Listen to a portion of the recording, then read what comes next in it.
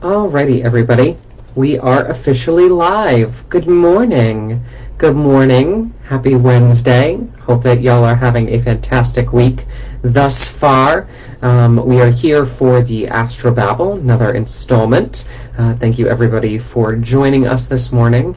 And if you're catching the replay, that's awesome, too. Welcome to the YouTube channel. Make sure to subscribe. And so the premise of what we do Monday, Wednesday, Friday morning at 10:30 is I have 8 charts that I have been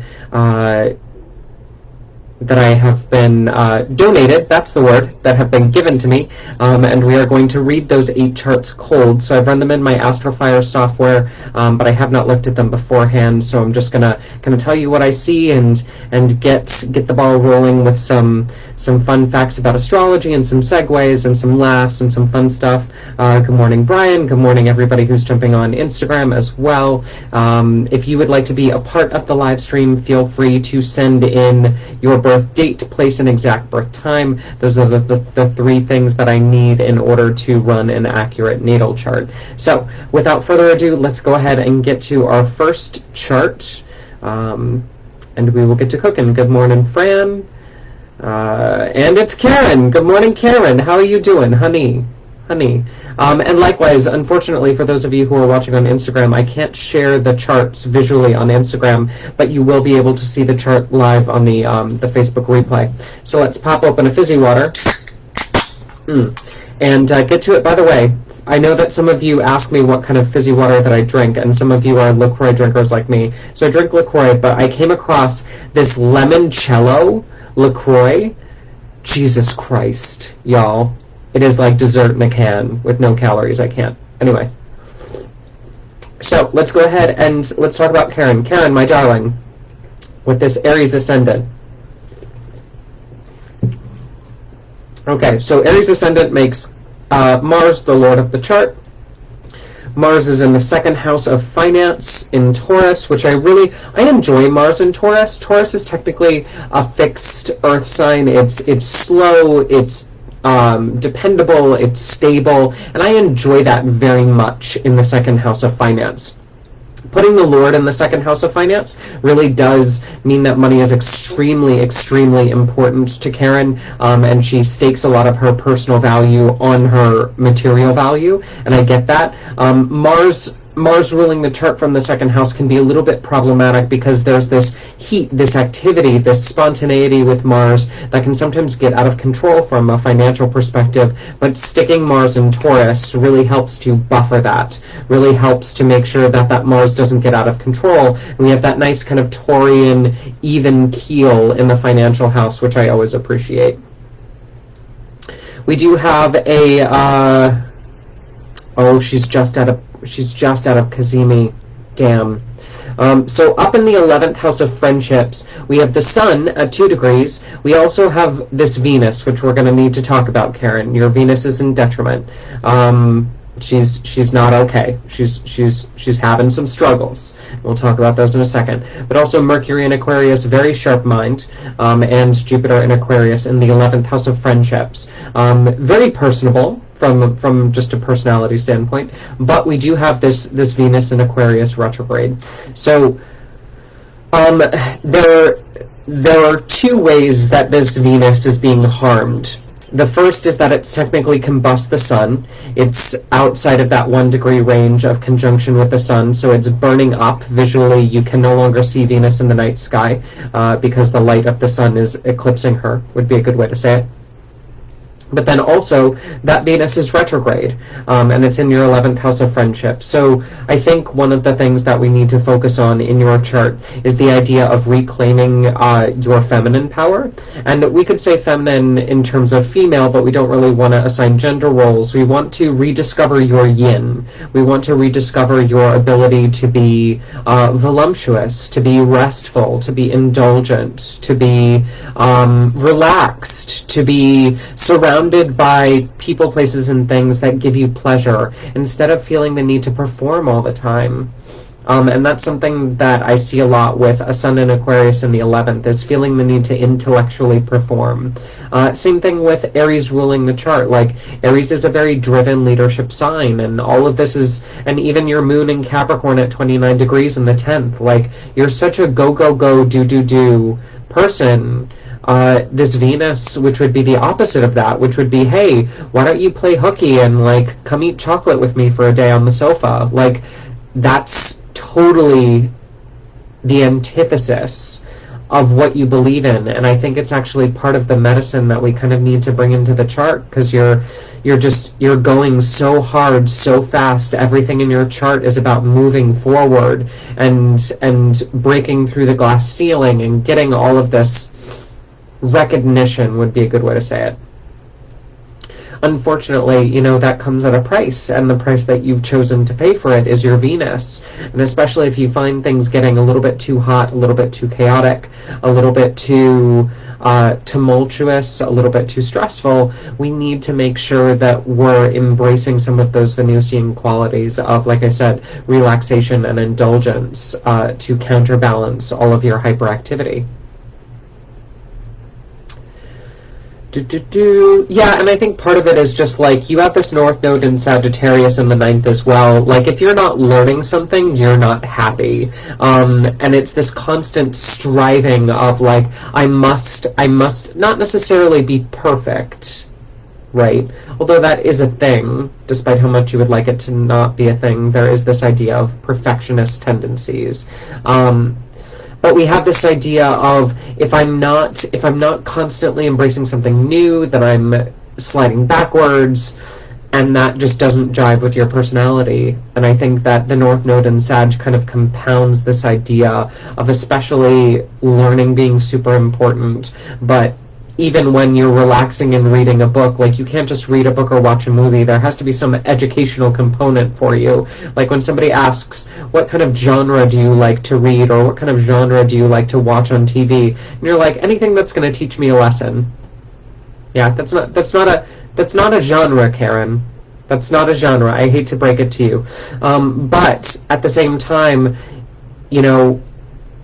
there is such a thing as being too lazy, but I think with your chart specifically, I don't think you need to worry about that, because you have so many placements that are on the ball, you have so many placements that are sociable, that are intellectual, that are driven, that are moving forward. I don't think that you're susceptible to that laziness in the way that you think you are. So I would say the major lesson, the major piece of advice that I could give you with your chart is just to slow down. And in fact, what's really funny about your relationship house, the spouse that you would be naturally attracted to, with this Libra ruling your 7th house of relationships, we have this detrimented Venus ruling your 7th house of relationships from the 11th. So I think that a lot of the people that you're attracted to romantically are the people who are supposed to slow you down, but that's also why you get frustrated with them, is because you're like, no, we must be doing, we must be learning, we must be growing, we must be achieving. And they're like, yeah, well, we have all these choices and options, so how about we just kind of take a step back and feel out which one is best, as opposed to, predetermining what we want to do for the day. And you absolutely hate that. And rightly so, I get it with these placements, but we need to make sure that all of this energized intellectual leadership quality in your chart does have a chance to kind of kick up its feet and relax every once in a while, for sure.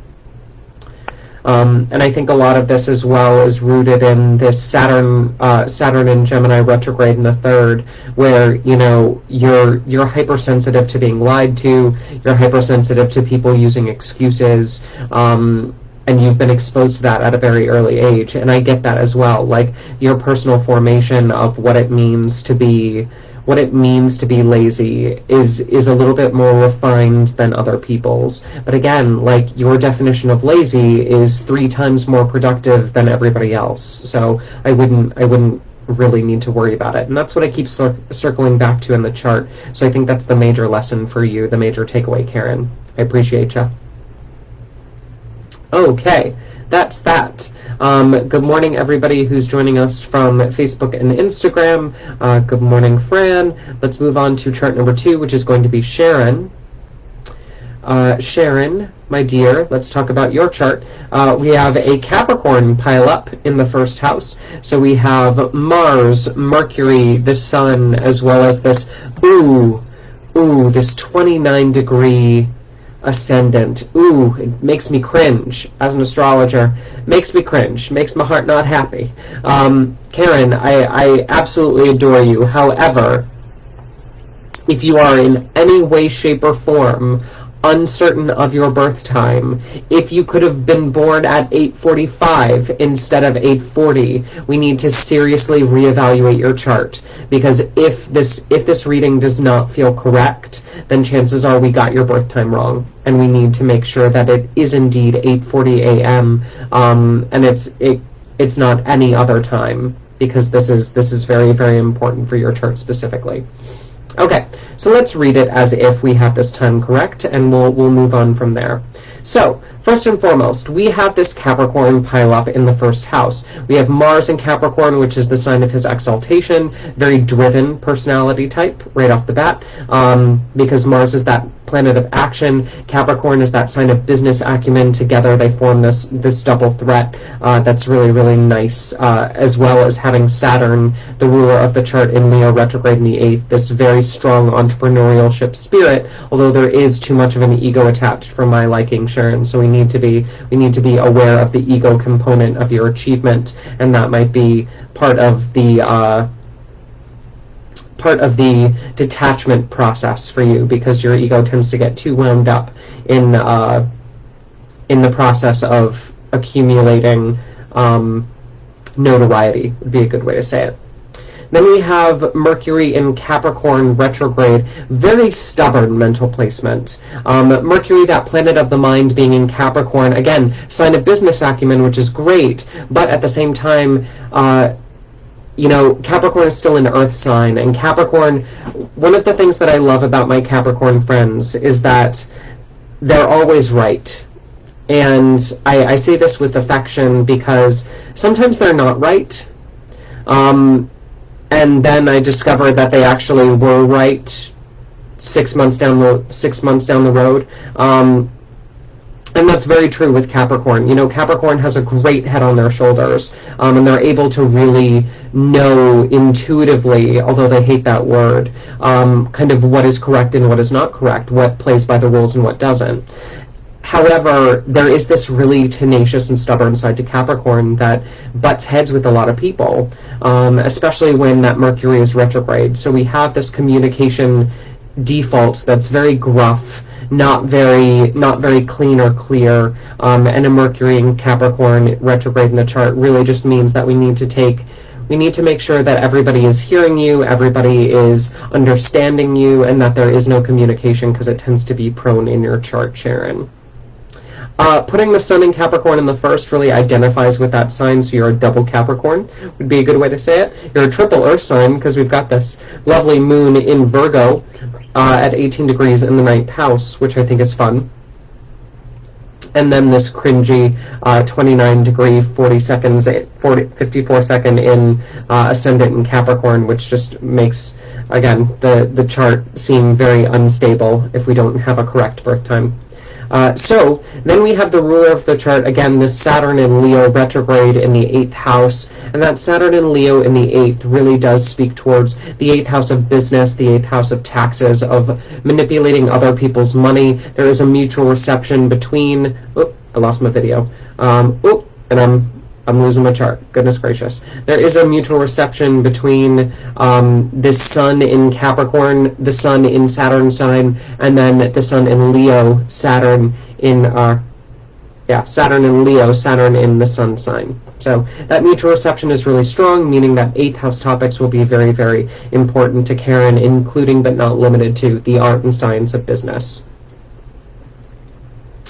Her chart is going for the gold when it comes to being known for writing, teaching, and speaking. I think that that's absolutely delicious, Karen, or Sharon. Sorry, Karen was the first chart. It's the Aaron's, really. Then we move into this Venus and Pisces in the third, which is just absolutely glorious. So much creative energy here, especially with Venus ruling this Jupiter in Taurus retrograde in the fifth. It would be excellent for you to write a children's book. It would be excellent for you to just investigate the creative aspect of your writing, teaching, speaking in general, because that Venus is also ruling the North Node present in the 10th house of success. And a lot of this success may come later on in life because Pluto is here, which is a delayed planet, which really unlocks itself around year 50. However, it's beautiful placement, Sharon. I'm really thrilled to see that you've taken all of this. You're not just a great writer, you're a great editor as well with all of this Capricorn stuff. Like, if you allow yourself to actually become published, if you allow the work to actually see the light of day, which is definitely a thing, because your creative juices are often not public, because you're very, very critical of them. And part of that is the Virgo moon, part of that is the Mercury Capricorn. But I think if you do allow your work to be vented out into the world, it will be of very high quality, and you will receive good financial recompense from that, especially because you have that eye for business. Let's see. When it comes to a partner, I think it's interesting that you've chosen to put the moon in Virgo in the 9th, ruling that 7th house of relationships. You're going to be attracted to a partner who's very detail-oriented, but who loves to travel, who loves to learn, who is very cultured, who may or may not be a foreigner or from a foreign country. Long-distance relationships will also potentially be a thing. And I think that 9th house topic of culturedness and worldliness is definitely part of the equation when it comes to a partner. But that's good, because it also brings in this idea of a partner who's expanding you, who's opening you up, who's bringing in these 9th house topics, very similar to what we saw in the last chart, where we have a little bit more of a stuckness or a rigidness in the chart, which is then being opened up by the partner. And I think that that's absolutely glorious. But really what you're here to learn, Sharon, is this idea of fame, because of this Venus in Pisces, this beautifully exalted, kind of the most positive planet in your chart, this Venus in Pisces ruling your North Node in Libra in the 10th house of success, from the 3rd of writing, teaching, communication. I think that's the major message for me to pass on to you, is if you are not writing, if you are not teaching, if you are not speaking, then you need to let your voice be heard, because there's a lot of really, really great stuff there. And I get that your friends won't technically be on board with it all the time, but you don't need their approval, Sharon. You know that. I'm just preaching to the choir right now. So that's all I've got to say about that. Thank you, Sharon, for donating your chart to science. Yes. Good morning, everybody. We're on chart number 3. What time are we at? 17. Yeah. Okay. I gotta speed it up. Okay. Maria, let's take a peek at your chart.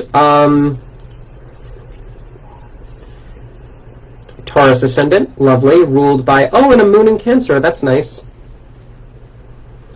Maria, my darling, we've got some things to talk about. You've got some great placements. You've got some great placements, and then you've got some not so great placements. Yeah. You've decided to give yourself some very specific gifts, Maria. Because we've got this moon in Cancer in the 3rd of writing, teaching, communication, which is lovely. Lovely. Absolutely lovely. Unfortunately, you feel like you're not worthy, because this Neptune in Capricorn, co-present with Saturn in Capricorn up in the 9th, is opposing your 3rd. Like, you think, I need the degree. I need the credibility. I need to go to school for this. And here's the news flash for you, Maria. You don't. You don't need to go to school for it to be good at it. Now, it's different when you want to work in a profession that actually requires you to have a degree. That's different. Right?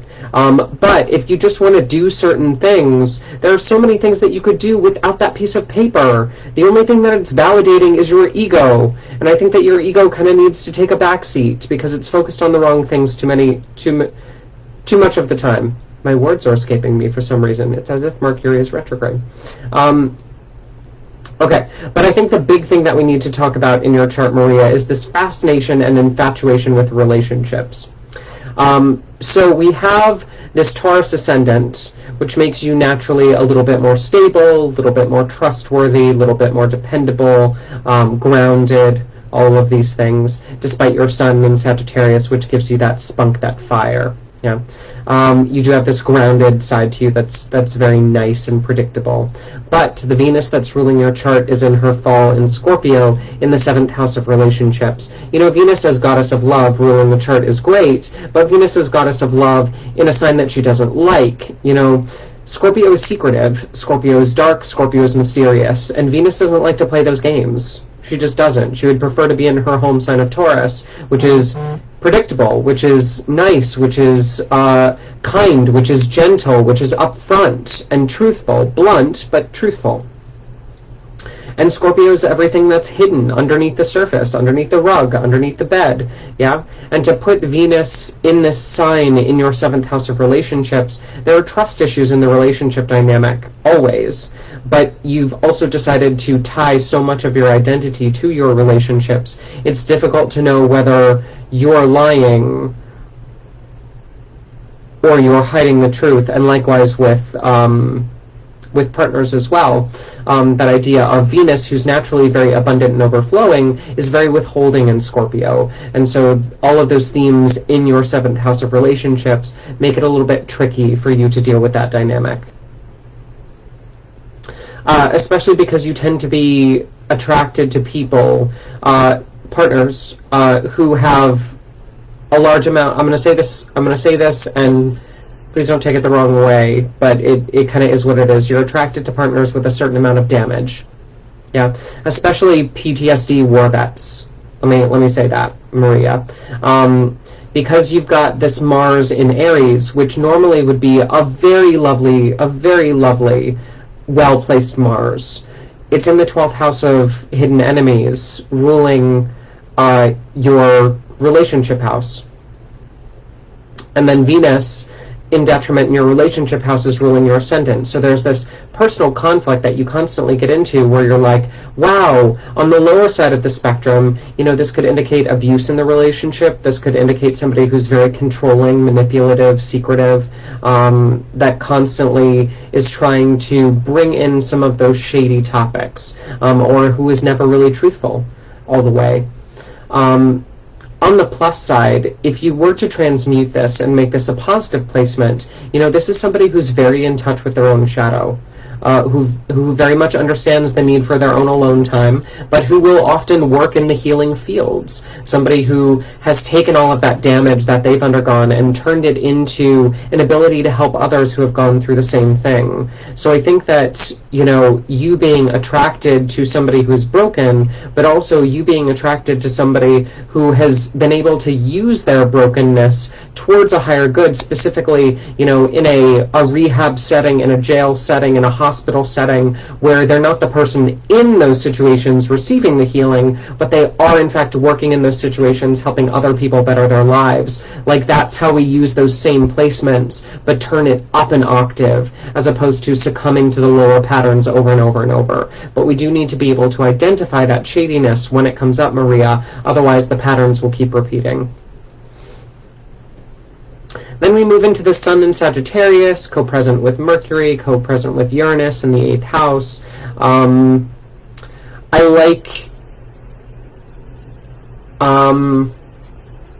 I like your chart for working with other people's money, not necessarily your own. Finances are just a little bit tricky for you. We've got Jupiter and Gemini retrograde in a second, being ruled by Mercury and Sag, combust the Sun in the 8th. I think that, you know, money is fun for you, and that is a mutual reception. Money is a topic that you have great interest in. However, it's not it's not one of your strengths. It is something that you have a tendency to mess up. So we need to be a little bit more grounded, a little bit more practical, kind of evoking that Taurus side of you, of your ascendant, when it comes to the finances, because you've got charisma in this department, but just because you have charisma and you have fun doing it doesn't mean that you're doing it right.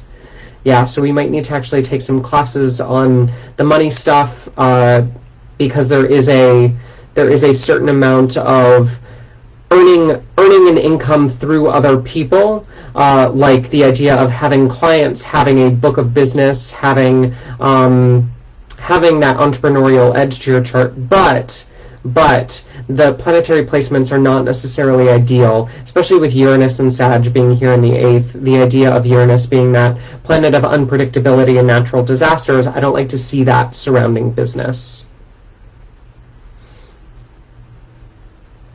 I think one of the ways to really sink your teeth into the chart, Maria, and one of the things that you might have discovered over time, is to really let your friends, and especially your spiritually oriented friends, kind of pull you out of your own funk. You know, they have such great synergy with you. They really do. Having your North Node in Pisces in the 11th really does mean that you're here to develop a spiritual tribe, but like you're here to learn how to psychically connect with people on many different levels. And part of that is natural for you because of your very empathetic Cancer moon. But I think when you constantly turn to your major relationships and you get heartache because of the misplacements and the miscommunication and the misunderstandings, intentional or not, and then you're succeeding in business, working, but nothing seems to be making traction financially. The escape in the chart, but also where you're learning to grow into, is this North Node in Pisces, which really does bring in the idea of friendships being one of the most positive influences in your life, and I really enjoy seeing that for sure. So just because you'd like attention does not mean that you need to get it from a spouse. In fact, it might be healthier for you to go to friends that are not so deeply enmeshed in your state of being, and that way you're able to get what you need and fulfill your desire and your life purpose, but also not succumb to the traps in your chart. And give your spouse the alone time that they need. For sure.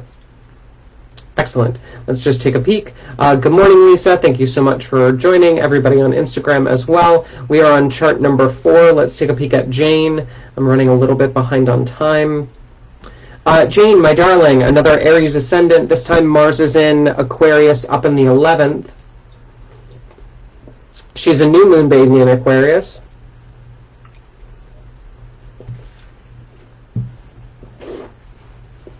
Goodness, interesting. Interesting, Jane. Very interesting. Why is this Jupiter in Gemini retrograde being so prominent in the charts this morning, I wonder? We might need to unpack that. But anyway, Jane, let's talk about you. So when we look at this Aries ascendant, we naturally have some leadership qualities. And I know that you've been told you're an Aquarius all your life. But at the same time, we have to honor this Aries side of you because it is very important. Now, this Aries is ruled by Mars in Aquarius, which does bring us back to the 11th house Aquarius thing. But I think that you need to understand that you're a little bit more driven than a lot of your Aquarius friends. You're a little bit more focused than some of your Aquarius friends. You're like, I don't understand. Why am I able to kind of make a decision, choose a direction, and go for it? Whereas some of my other friends who are technically Aquarius do not have that same desire or drive. They prefer to be up in the clouds with their thoughts, and that's because of your Aries ascendant. So, fun facts. We do have a Sun and Moon conjunction in Aquarius, and let me tell you why I'm not necessarily a fan of this, Jane. Because you've put this in a very social house. You've put it in the 11th house of friendships. Yeah. However, a new moon is tricky to navigate in a chart, and I speak from personal experience because I have a new moon in my chart.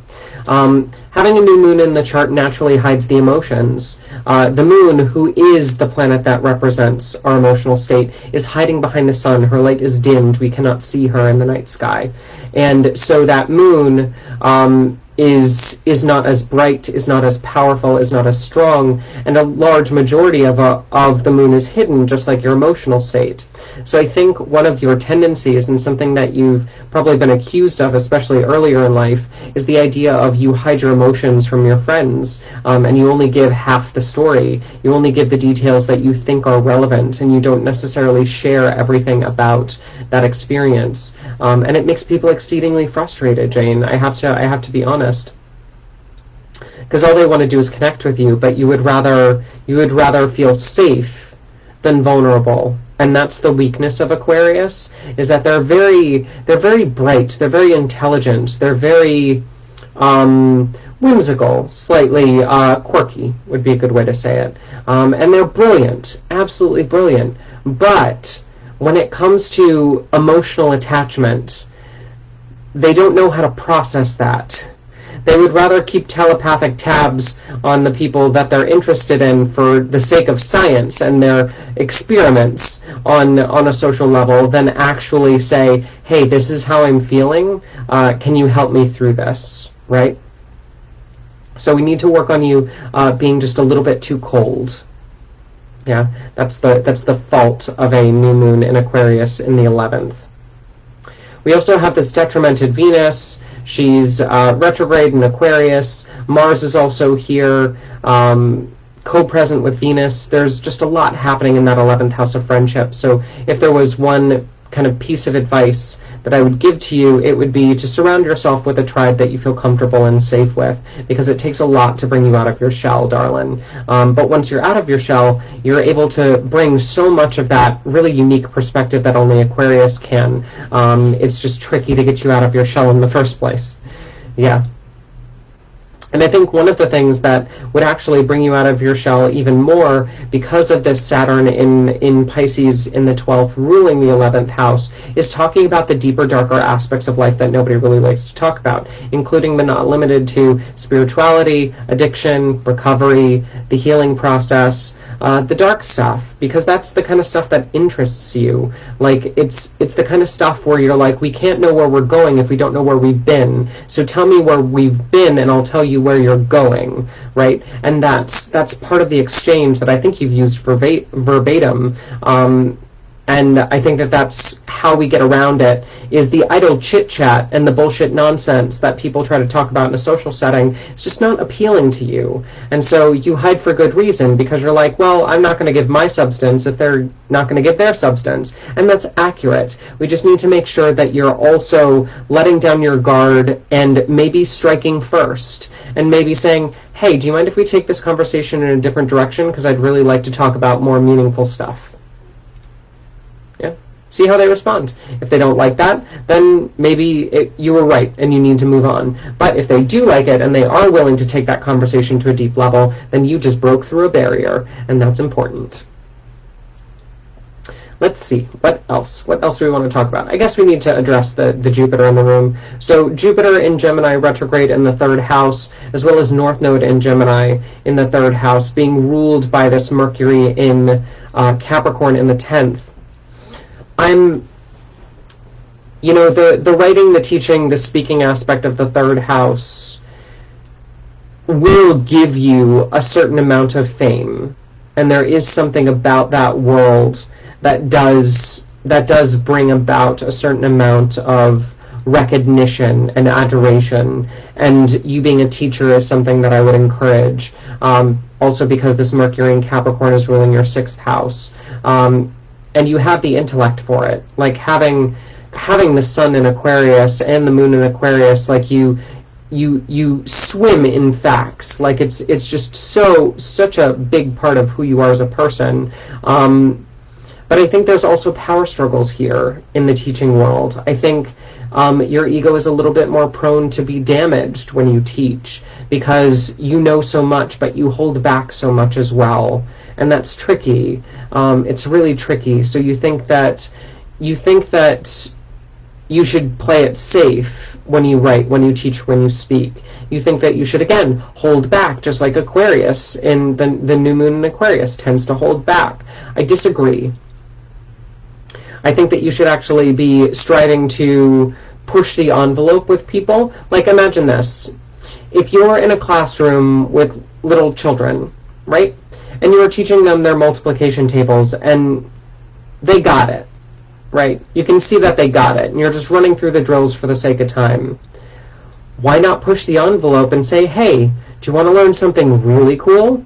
And then whip out something that they never expected, but that will stay with them for the rest of their life. I know that when I was learning, it was always really, really powerful when the teacher deviated from the lesson and said, now that you've got this, let's challenge you. Let's get you into an expanded way of thinking. Let's see if you can't do this harder problem. And I think that that's your unique leverage as a teacher, is because you're always operating at that higher level. When you bring yourself down and when you hold back, I get that that's a safety net for you, and it's important to stay safe, but it's also important to push that envelope when needed and to really make sure that you're not holding back for the wrong reasons.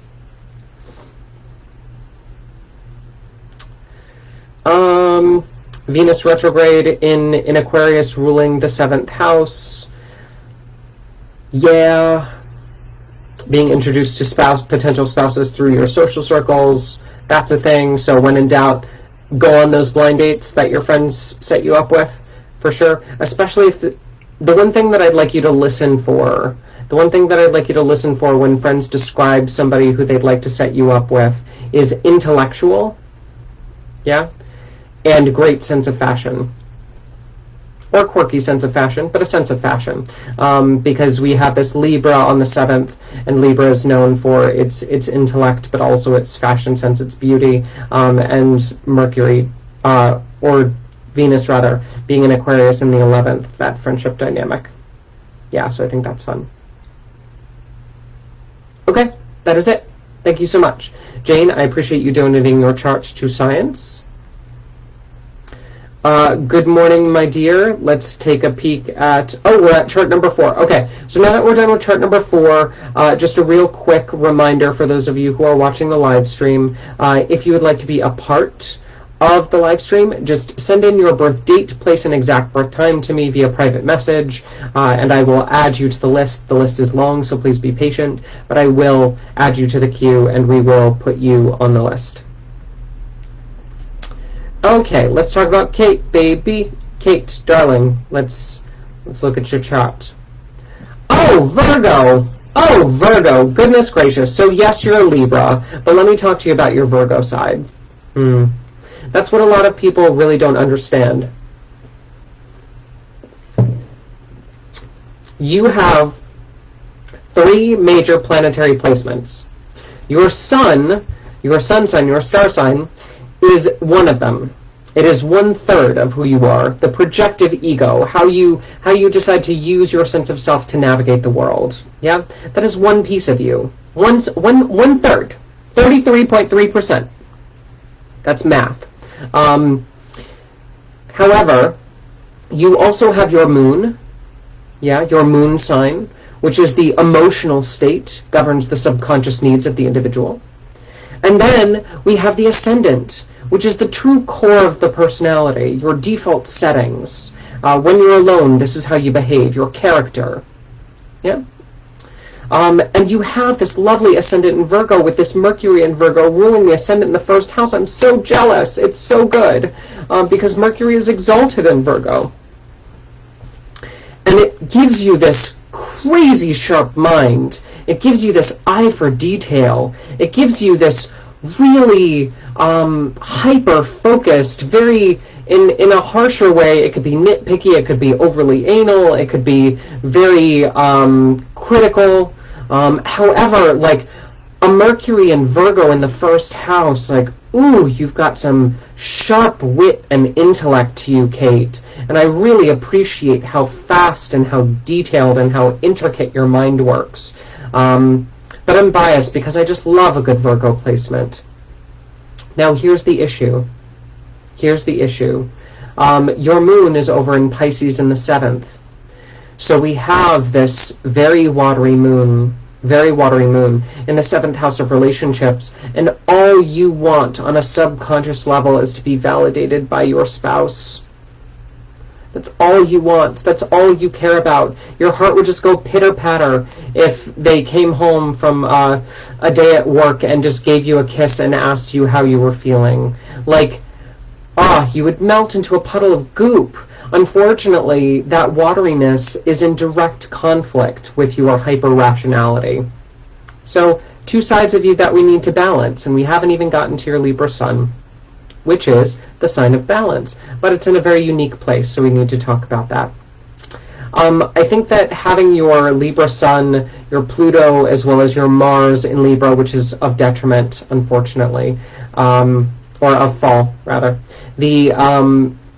having the Sun in Libra in the second really does make you very aware of people's time, people's energy, people's resources. You would be an excellent side accountant. You balancing other people's books on the side would be an excellent thing. That Mercury in Virgo has an eye for detail. The Sun in Libra ruling the 8th house of business, or the Mars in Libra ruling the 8th house of business via Aries. I think you would be an excellent, that would be a good side hustle for you, just doing the books of your friends and filing taxes for them. Another Jupiter in Gemini retrograde. Get out of town. Get out of town. What is the message of this planet? We need to talk about this at some point. I'll crack the code by the end of the live stream, I promise. Let's see. What else? What else do we want to talk about? And your chart gets interesting. Not that it wasn't interesting before, Kate, but now we have to get into the stuff that nobody likes to talk about. Ominous. But when it came to your family life, Kate, we have this Neptune in Sag, which is basically just keep smiling. Don't worry if it's not the truth. If we keep moving forward with a smile, everything will be okay, despite the rug literally overflowing with stuff we've swept under it. And your Virgo placements just don't handle that well, Kate. I'm sorry to say. Your detail-oriented personality is just not copacetic with your family environment, which was all about suppressing the truth and painting over it, like whitewashing it, when everything was just not okay. So I think that's why some of the family conflict happened in the first place. But then we also have this third house of writing, teaching, communication, as well as siblings, which has some pretty interesting placements to it too. We have a Venus in her fall in Scorpio. We have a Neptune in Scorpio, or a Uranus in Scorpio, and a North Node in Scorpio in the third house, ruled by this detrimented Mars in the second. So I think, it's difficult for you specifically to open up because you recognize how critical you are as a person, and it's difficult for that honest communication to take place because you've had to learn how to filter your words and how to temper your word choices to make sure that people don't run away crying. Which, I get it. I've been there. Yeah. But you also know how to push the envelope. And I think that because you know how to push the envelope and talk about things that aren't comfortable for a lot of people, you're also able to really get to places and unique environments that other people are not able to get into. You do very well as a bookkeeper for a hospital. Working in the medical field is something that I think you would naturally have a proclivity for. But again, from a back office paperwork standpoint, I think that's where you would succeed. Balancing the budget, note-taking, the idea of you using some of those Virgo placements to satisfy this Saturn-ruled 6th house of Aquarius through Saturn and Leo in the 12th house of healing. I think that that's one way to really honor the work placements of your chart, but also the healing placements and balance of your chart as well. And then this Jupiter in Gemini retrograde in the 10th, ruling your 4th house of family, but also ruling the 7th house of relationships. I think that one of the things that you're naturally attracted to in a mate is that mayoral archetype. Somebody who kind of knows everybody, who walks into a room and is greeted by everybody. You appreciate that socialization because it's something that you don't necessarily have that's part of your dynamic. You can sugarcoat things as a Libra, which is really easy for you. But when it comes to authentic interaction, you're going to be attracted to somebody who can actually have those interactions and not have it phase you, or feel like they're hiding a piece of themselves, like you feel like you have to with this detrimented Venus. But we're really working on the writing, teaching, communication thing. I think that you specifically, working on your words, working on how you communicate, working on, your spell check, working on your edits, working on refining your language is really where the chart is kind of pulling you, because fast lips, loose lips sink ships. That's kind of the moral of your chart. But if you find some of that validation in a partner and you start to work on your communication stuff and you realize that you don't have to be skin deep with everybody, you can go deeper than that, you can really pull up some of those darker themes that you enjoy speaking about, then everything will just be hunky-dory. Wonderful. Hello everybody. Gosh, I'm so behind and I'm so sorry. This will probably go much longer than I anticipated. So Brandon, we haven't met, but we share a very special person in common. Let's take a peek at your chart. Oh, the Libra of it all. Brandon, I can't with you, darling. So we have this ascendant in Libra, this moon in Libra, making you a double Libra in the first house. Okay, Brandon, so we need to talk for 2 seconds medically. Yeah, we need to talk medically for 2 seconds. When I see Libra in the first house of the body, and then I see the sun in Pisces in the 6th house of health, there's this idea of the water pumps of the body needing a little bit more of your attention. The kidneys are going to be the first priority for your body, as well as hormones, things like sleep, blood sugar, etc. But when it comes to the kidneys and the lymphatic system, you really need to be very aware of that part of your physical constitution. I don't know if you're prone to swelling, or if you get those really deep back aches, but it's not like the low back, it's the upper middle back, right where the kidneys would sit. Caffeine and alcohol are going to be very dangerous for you with the kidney stuff, because it'll trigger so many other symptoms. And if you really let it go long enough, then this Mercury in Pisces, who's technically in detriment, ruling your 12th house of hospitalizations, will start to get this like leaky gut, IBS type thing, but it's really all about your fluid balance and the idea of the lymphatic system being so tied into the gut. And if your body is not able to process and pump and filter, then it's just going to stagnate, right? So that's one thing that I would just kind of caution you on medically, is understanding that that's part of the equation, especially with Uranus retrograde, like the idea of you eat like a saint and then all of a sudden you get a kidney stone for no reason. That's part of your chart dynamic that I think we just need to be a little bit more careful about. Okay, but I mean, having the ascendant in Libra and having the moon in Libra in your chart, Brandon, is going to be just absolutely sugar-coaty. You are the spoonful of sugar that makes the medicine go down, and I'm totally here for it. Because Libra is just this aesthetic sweetness, this visual pleasing, this really nice and adorable and safe, and it's just a really kind aesthetic.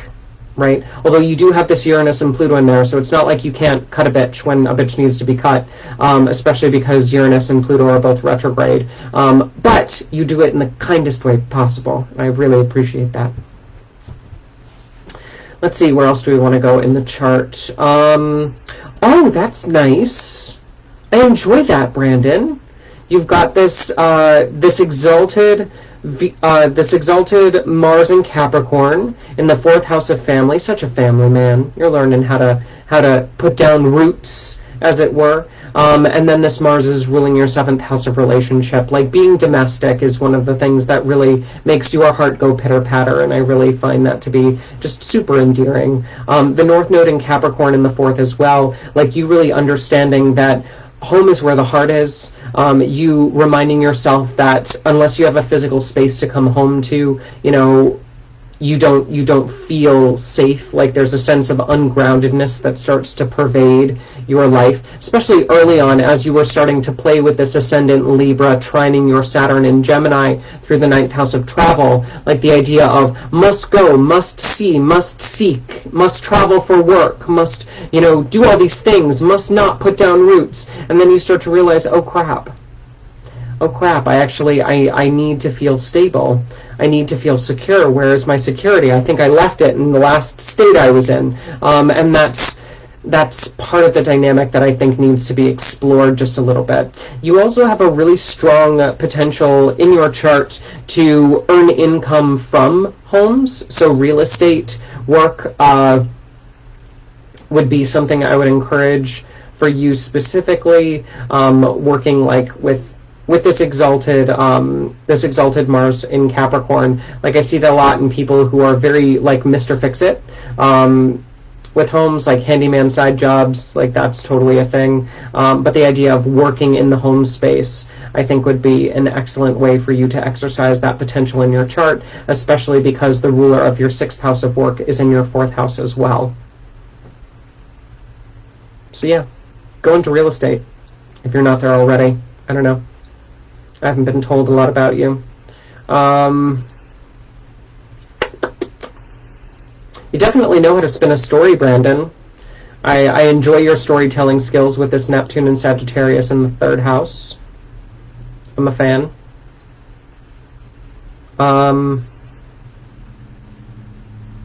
And then we have this Venus and Aquarius. Venus and Aquarius is another theme that we have in this reading session.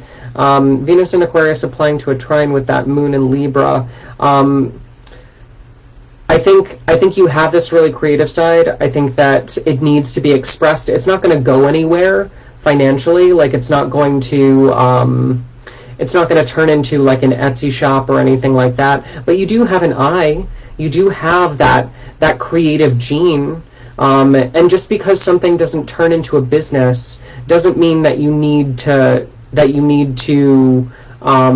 fault yourself for it. Like you do have this Venus ruling the eighth house of business, but I think that the homework is a little bit more important. It's also going to be more financially lucrative. So if you wanted to put more eggs in that basket, I totally would. But just because you can't sell a painting doesn't mean that you're not a painter, honey. So that's part of the message, is I think express that creativity because you've got it in spades. I enjoy it.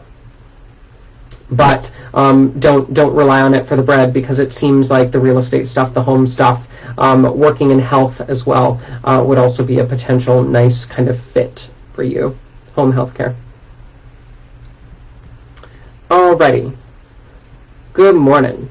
Let's move on to our seventh chart, which is Myri. I hope I'm saying that right. Forgive me if I'm not. Taurus ascendant with Venus in Libra. Yay! We got a good Venus. I love it, Myri. You're gorgeous. So we have this Taurus ascendant with Venus and Libra in her home sign in the sixth house of work. I'm a huge fan of it, as well as the North Node and Pluto here in the sixth house of work, health, pets. You working in the healing industry, you working in the veterinary field, and or you working, just being a workaholic in general is part of your chart dynamic. But Venus and Libra is very much about the aesthetic, is very much about artistry and beauty. So being like a dog groomer would be an excellent expression of this Venus and Libra in the sixth house. Especially with this this Virgo moon in the fifth. Ooh, I'm a fan. Ooh, I'm a fan of this Virgo moon in the fifth. Y'all have no idea how much I'm a fan of this, because when we look at the fifth house is technically creativity, right? And to have this Virgo, this editing quality to the creativity, it's very much somebody, it's that Coco Chanel quote of edit, take something off. Don't put something else on. Take it off to enhance the beauty, and that's very much your aesthetic, my dear. And I'm totally here for it. Oh my! So we have this Mercury in Scorpio in the seventh, ruling the moon. That's an excellent family marker, like you having kids kids with your spouse is definitely good. There's good chemistry there. Yeah, but then there's also this like going into business with a partner stuff.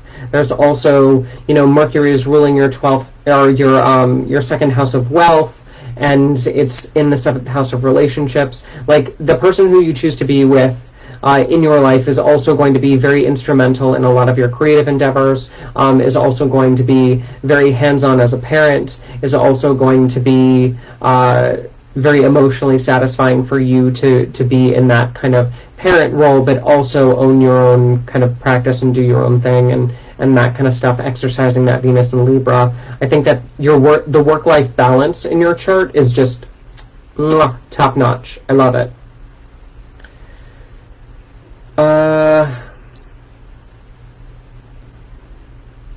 But then there's this Mars Leo in mutual reception to the Sun, and this Saturn Leo in the 4th house of family. And I think that there's some, I'm not going to lie, I think that there's some unnecessary drama here in the 4th house. I think that there's this need to pick, to stir. Just let me say this. Just because you grew up in a house that was overly dramatic, yeah, and that really viewed that unless you were fighting, you weren't communicating, unless you were fighting, you didn't love each other. Like, there is a healthier way to express those components. We could do that through a game night where there's the competitive edge and also the fun and the loudness, but you're not actively attacking each other. But when I see both malefics, Saturn and Mars in Leo, this kind of hyper dramatic fire sign in the 4th house of family, I question whether or not there's this need to be a little bit too territorial, a little bit too aggressive in the family space, and whether or not that's a learned behavior, for sure. Yeah, and that's really all I'm coming back to. Yep, that's it. Awesome. Thank you, Mari. I appreciate you very, very much. Thank you for donating your chart. We have our last chart with just a couple more minutes to go. Oh no, I closed it. Oh no, I closed it.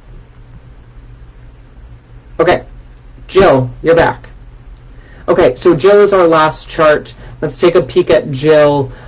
Jill has a Libra ascendant. Her Mercury is in Cancer up in the 10th. That's fun.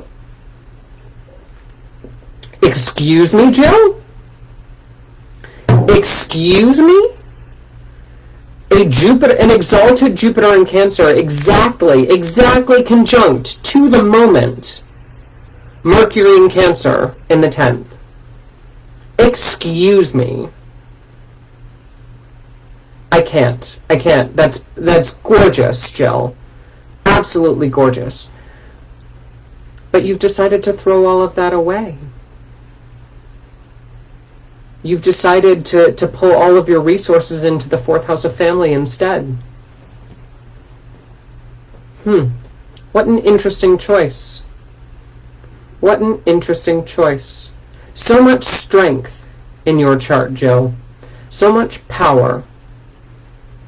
Especially with this new moon in Gemini. Sun and moon conjunct, or applying to a conjunction in Gemini in the 9th house. Just so much power. This exalted Jupiter is ruling your 6th house of work and your 3rd house of communication. Like, the teaching ability you have, the writing, the working, the therapist quality that you have. Like, you're such a caregiver, Jill. Such a caregiver. Whenever I see Venus in Cancer, I always think of that Octomom energy, where it's that mom that's kind of got 8 arms and they're all holding a baby. Like, that's very much the energy that Jill brings forward. But you've decided that you're going to give yourself all this strength, and then you're going to pull yourself in the opposite direction. And you're going to say, I really need to learn how to provide for my family. It's not necessarily about me. It's about financial resources. It's about understanding that I need to find stability. I need to be the ideal parent. I need to financially especially support the people that I care about. I love your chart, Jill. I'm such a fan because you've decided to stack this 10th house of success with so much Cancer, so much of this really loving, motherly, exalted Jupiter energy, but you've put the South Node here and you've said, you know, despite me having all of these gifts, that's the easy part, you know. The easy part is for me to be the octomom, the caregiver for everybody. But what's not easy is me almost stepping away from that and saying, I'm going to build a life for myself. I'm going to have a home, I'm going to raise a family, I'm going to be with a spouse, and I'm going to provide for them the best way that I know how. And that takes a lot of guts. That takes a lot of guts in order to say, you know, it's definitely not about me. Although you'd like it to be about you all the time, wouldn't you, with that Venus in the 10th? You know, it's that idea of, I'm going to give you unconditional love, but psych, it's actually conditional because this is more about me than it is about you. This is what I need, and I need to give to you. Therefore, let me give to you. Let me care about you. And that's not necessarily healthy, Jill, which is why I think we're pulling you down into this 4th house of family with the North Node and this Mars in Capricorn retrograde in the 4th, ruling the 7th of relationships.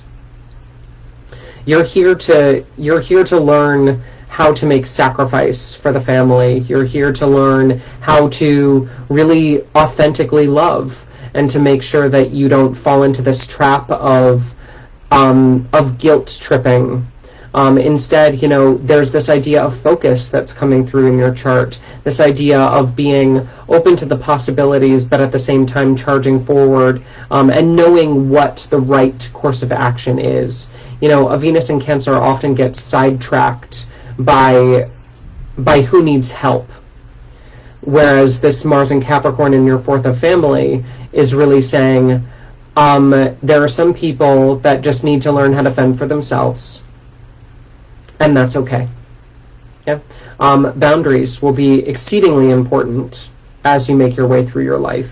And I think as you start to unpack these lessons and rely less on what's easy and more on what's right, you really start to unlock this new moon in Gemini up in the 9th, where you start to understand, wow, now that I'm not running like a chicken with my head cut off, relying on other people for my emotional fulfillment, and feeling like I need to over-identify as the person who's constantly self-sacrificing for other people, I can now explore the options that I would like to explore, learn things that I would like to learn.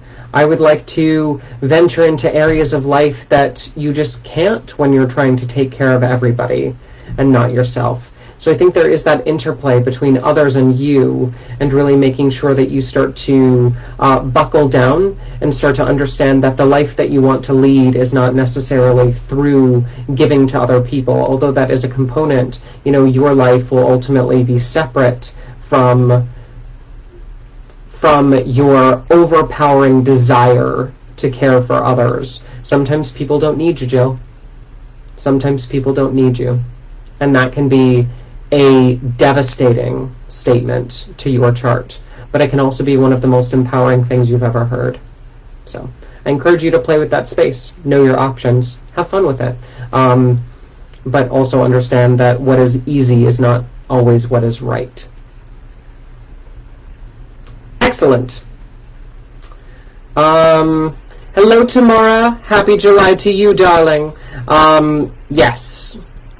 So that is it for our live stream. We are done with our last chart. Again, if you would like to be a part of the live stream, just private message me your birth date, place, and exact birth time. I will add you to the queue. The queue is rather long, so please be patient. But if I respond to you saying that I've got you on the list, I've got you on the list. I haven't forgotten about you. And yeah, if you would like to work with me privately, you can always go to ScorpioRisingAstrology.com, which is my website. Check out my consultations offers, consultation offers. Maybe learn some astrology. I've pre-recorded online classes with astrology basics if you'd like to play or dabble in watching the stars with me. And also make sure that you're staying tuned on Instagram and Facebook for my daily forecasts, and check out my weekly forecast on YouTube. Just search in YouTube for ScorpioRisingAstrology.com, my website, and it'll pop right up.